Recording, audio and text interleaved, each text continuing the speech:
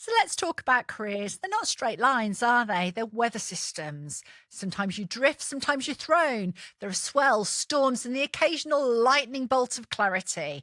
And if you're measuring success by neatness, well, you'll miss the power in a pivot. Not every step up is progress, and not every detour is disaster. Sometimes what looks like a weird move is just you refusing to play a rigged game. You're not lost. You're just not following a map that was never made for you. Thank you for joining me at Little Moves, Big Careers. I'm Caroline Esterson, career strategist, unsticker of brilliant people, and your co-pilot through the chaos of real-world careers. And this podcast, well, it's for you if you've ever done everything right and still feel stuck, overlooked, or like you were shouting into a Teams call on mute. Without further ado, welcome to episode 4. This isn't a pep talk, it's a practical guide with a glint in its eye. Smart moves, slight chaos. Welcome to Little Moves, Big Careers. And today is all about zigging when you're told to zag. Because the fastest way to get where you're meant to go might just not be in a straight line. It might be a zig, a zag, a sideways shuffle, or a chaotic leap into the unknown with only a dodgy Wi-Fi connection and a suitcase of snacks to guide you. So picture this, some days at work are crisp and clear. Other days it's all fog, static, and the emotional equivalent of being caught in a surprise hailstorm with no coat and a paper-thin umbrella from the office Christmas party. And when that thunderclap hits, it might sound like we're pivoting the business, or we don't see a future for your role, or just slow, rumbling realization that you've outgrown your job. Progress doesn't always look like sunshine. It often sounds like a storm. Sometimes you're not blown off course, you're just finally catching the wind in your sails. And other times, you're the bloody storm. You come in, shake things up, rattle a few windows, and leave the place fresher than you found it. So if your path looks messy, chaotic, or suspiciously like a detour, that's good. It means you're reading the actual conditions, not clinging to a forecast from 3 years ago. These moves might not look like progress at first sight, but often they turn into something really exceptional. I call them ziggy victories, and they look like the job you take to get you unstuck. The pivot that makes no sense on paper, the left turn that leads to magic. And that brings me to an interesting truth. During our research, we started noticing a pattern. Many of the people we interviewed had a defining career moment, a chance encounter, a conversation, or a moment of unexpected luck that catapulted them forward.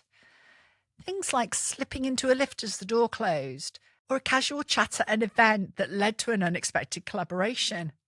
A project they almost turned down but ended up changing their entire career path. It seemed too common to be a coincidence. So we asked more people, and we found the same story. It turns out sliding doors moments are happening all the time, but only to the people who are aware enough to notice them. You've got to be attuned to them before you can step through them. Sliding doors moments are shaped by how you see them, and if you're only looking for the obvious, clear-cut, career-defining milestones, you might miss the real action. Let me give you a proper sliding doors moment. Maria was working in store for a big luxury brand, but had her sights set on the buying team. Zero experience, just a gut feeling and a back pocket full of big ideas. Then comes the twist. They're running a new store opening in Barcelona, and Maria gets the chance to be part of the team. Most people would have treated it like a glamorous detour, tapas, sangria, and folding cashmere at a slightly jauntier angle. Not Maria. She clocked that a few of the buying team would be flying in to support the launch. So, instead of just doing her job and soaking up the sangria, she got strategic. Asking smarter questions. She spent time with the buyers in a way that felt genuine, not showy, it was just real. She casually dropped project insights like breadcrumbs at a Fashion Week picnic. And the next thing, a job opens up in buying. The director says he wants someone with on-the-ground store experience. Who pops into his head immediately? Yeah, of course it was Maria. It didn't matter that she had the Excel skills of a distracted squirrel because, of course, that's trainable. She'd made herself memorable, credible, and likeable. She got the gig and hasn't looked back since. And you know what? She's even mastered Excel, which is no small feat in a world where pivot tables and VLOOKUPs are practically a second language. It turns out that ambition is a great tutor when your formulas control millions in stock. So I want to ask you this question. If you believe that sliding doors moments could exist, how would this change the way that you show up every day? Because sometimes things get in the way. You assume opportunities come scheduled and labelled. You tell yourself you're not ready. You probably are. You don't see the point of a chat unless it leads somewhere immediately. It often leads somewhere later. You just don't know it yet. You might edit yourself out before you've even begun. You might say things like, "Oh, I won't say that. It's too obvious." Obvious to you maybe, but not to others. "I won't bother asking. They'll just say no." Is that just your excuse? "I won't introduce myself. They don't care who I am." Most people will actually be quite interested to meet you. You're pretty amazing. To spot a sliding doors moment, you need 3 things. Presence. If you're mentally in tomorrow's meeting, you'll miss today's moment. Curiosity. Ask questions, be nosy, but in a charming way. And awareness. Who's in the room? What's the vibe? What's not being said? You can't win a game you've already benched yourself from. So let's play a game you aren't benched from. Now, welcome to the chaos. It's game time. 0 prizes, mild embarrassment, but hopefully excellent fun. This one is all about choices. Your choice is about what you're prepared to do to get on. So let's examine some of these by playing a cheeky quick game of Would You Rather, the Career Curveball Edition. Use it to consider exactly what you're prepared to do. And please welcome my great friend Sonia Allen, who is this week's special guest. Hey, Sonia. Hi, everybody. Right, go for it. Let's do a couple of examples first, Sonia, before I unleash you on the team here. Okay. Would you rather take a job in a new sector you know nothing about, or stay where you are but slowly disintegrate into your desk chair? Oh, come on, Sonia. You've seen my desk chair. You know what that's like. So I'm not going to answer that one. Give me another. Would you rather be brilliant at something nobody understands, or average at something everybody praises? Ooh, interesting. You know, after all, shiny mediocrity is often very well funded, but you know me, Sonia, I'd want to be brilliant and try and help people understand. Now, I guess that's been my life, right? Okay, so now you're warmed up. These are for you. Would you rather be the go-to person everyone relies on, or the person that's seen at the right moment who gets the promotion? Would you rather lead every project but get none of the credit, or step back and let your name be remembered for one bold win? Would you rather be on back-to-back Zooms all day, or have time to think but constantly worry you're not looking busy? Would you rather say yes to more work to prove your value, or say no and risk being seen as not a team player? Would you rather be respected by your boss but invisible to everyone else, or well liked by your peers but underestimated by decision makers? And finally, would you rather play the game to fit in, even if it means shrinking a little every day, or take the longer, messier road and back yourself loudly, clearly, and on purpose? Ooh, interesting. I liked some of those.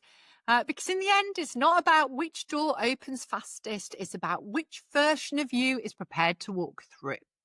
So, just have a think about your answers. It is obviously just a bit of fun, But maybe your answers will also tell you something about how you view work and what you want from it. Don't dismiss this data. Time for brain food, the research bit, but make it cheeky. Because we all love evidence, especially when it supports our own experiences.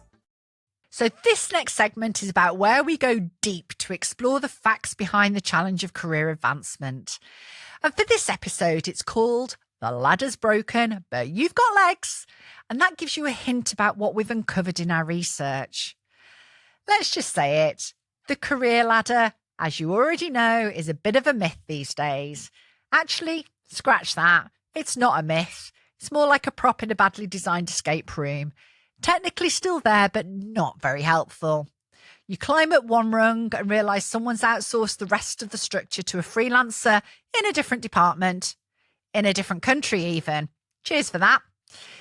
In a cracking article for The Guardian, Andre Spicer lays it out. Jobs are still out there. In fact, graduate hiring's up, but actual progression, good luck with that. A recent SHRM research study found that only 29% of employees are very satisfied with their available career advancement opportunities. And according to Korn Ferry, 33% of employees jump ship because they feel bored in the workplace and want to find new challenges. Women in particular get stuck on the broken rung. There aren't enough early promotion opportunities, which means not enough leaders later on. Makes sense, right? If lower down people don't have the stepping stones, then there's less of a talent pool further up. No wonder organisations say that they're struggling with the challenge of keeping their talented people. Big firms are shrinking internal pathways, slicing out the middle bit between, well, entry level and, oops, accidentally becoming the CEO. And Gen Z, well, they're not even pretending to want the ladder. I guess they figure, why fight for something that's so elusive? It turns out they'd rather have a life. So what's your alternative? Zigzagging. That's not flaky, it's strategic. It's how you collect skills, dodge dead ends, and keep your brain alive. Spicer cites career researchers who say it's actually the smartest way through the maze now. Sideways, diagonally, sometimes chaotically, but always learning. So if your career path looks more like snakes and ladders than neat little promotions, congrats, you're doing it right. Keep on zigging. Jonna, another of our wonderful interviewees, actually took a step down to help her get unstuck, and it was the best move she ever made. Jonna was a manager in store, but found she was losing her mojo. I'll let Jonna take it from here. I was amongst all these amazing general managers and store managers, and I looked at them and I saw their kind of grit and motivation and passion, and I didn't feel it. I did well, but I didn't excel. And I didn't really want to. I was like, this is not for me. I can't get super excited about all these kind of customer service initiative. I can't get super excited about the new ways of merchandising the store or these training programs. Like, it just wasn't for me. Something wasn't clicking. And I felt like I can't compete because I don't want to. Like, the passion isn't there. So I felt pregnant, went on maternity leave and didn't think I was going to return. And then a job came up when I was on maternity leave, and it was a step down. It was an operations coordinator in head office. And it was for someone that liked end-to-end solutions, someone that was organized, someone that liked problem solving. And I read the brief and I thought, this is perfect. It fits me to a T. Yeah, it's not a management position, but, you know, this is probably the right thing. And I went for the interview. And I remember them saying to me afterwards, because I knew I was up against someone else that I thought, well, she's brilliant. I'm never going to get this. And they called me the next day and they said, if someone can talk so passionately about repairs and maintenance, they have to have the job.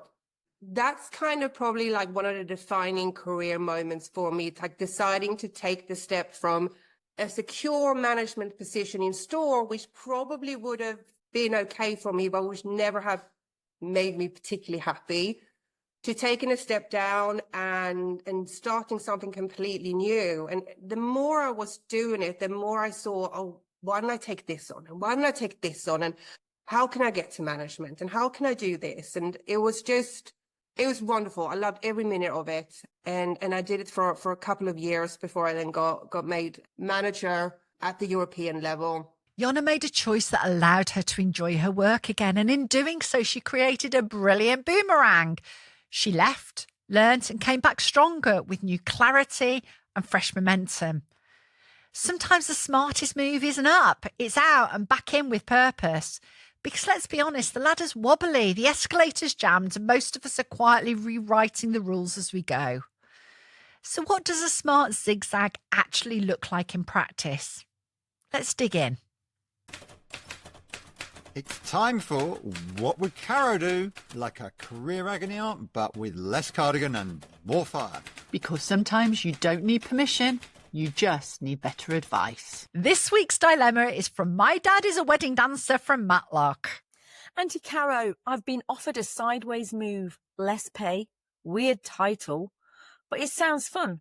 My dad says I should stay put. What would you do? Look, dads mean well, don't they? But they also think their dad dancing is a feast for the eyes. Your dad's coming from a different generation. Things were simpler, more structured back then.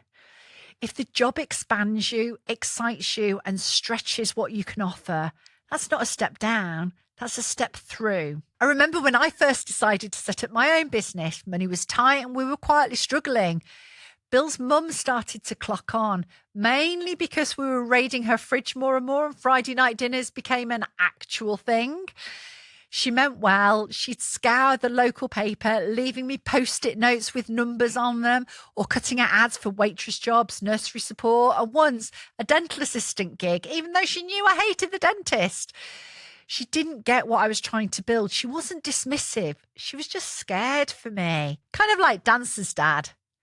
So think about what would happen if you stopped trying to impress LinkedIn with your progress, or your dad or mum-in-law, and did the thing that makes you curious again. Let's get clever, let's get bold and start playing the game differently. Here are a few cheeky moves to help you zag with confidence. Small shifts, sharp impact.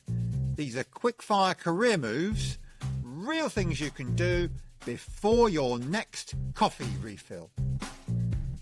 First, stop asking, is this the right move? Start asking, what will I learn? Sideways doesn't mean backwards. Even downwards doesn't mean backwards if you're going to learn something. Let that shame go. As Jonna says, chase experiences, not jobs. And here's a big one. Number 2, start trusting pattern over plan. Why? Because traditional career plans assume that life is linear and sensible. Promotions every 2 years, a tidy CV, no sudden left turns. But life's rarely that cooperative. Patterns, on the other hand, they're gold. They tell you what really works for you, if you're paying attention. So ask yourself, what kind of roles light you up? When have you felt most alive at work? What kind of opportunities seem to find you again and again, even if they don't fit your plan? If every great thing in your career has started with a weird coffee, a rogue opportunity, or a gut feeling you couldn't explain, that's not chaos. That's your career strategy trying to get your attention. So maybe it's not about having a 5-year plan. Maybe it's about spotting the pattern instead and choosing to follow it on purpose. And thirdly, ask people how they actually got where they are. Ask them to share their story. I bet you'll find it wasn't a 5-year plan. It was a weird dinner, a risky email, and a lucky lift ride. Remember, ask people you respect, not the ones that hold you back. All right, now you've got your radar back online. Let's wrap this up with a little wisdom for the road and one career quote crime that needs gently but firmly putting in the bin.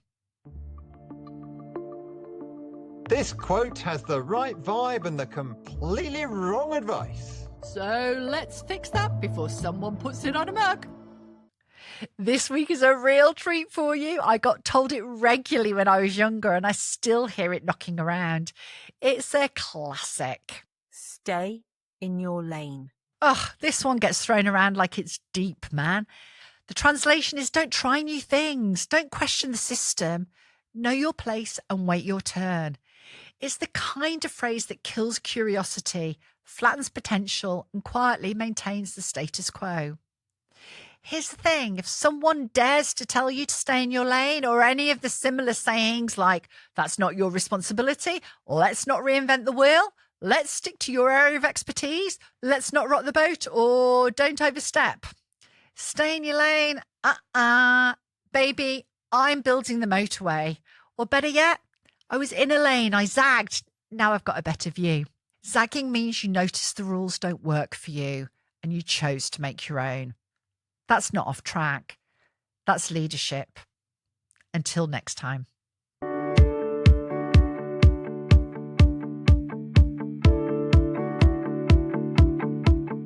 So that's a wrap on this episode of Little Moves, Big Careers, where progress isn't perfect, but it is happening.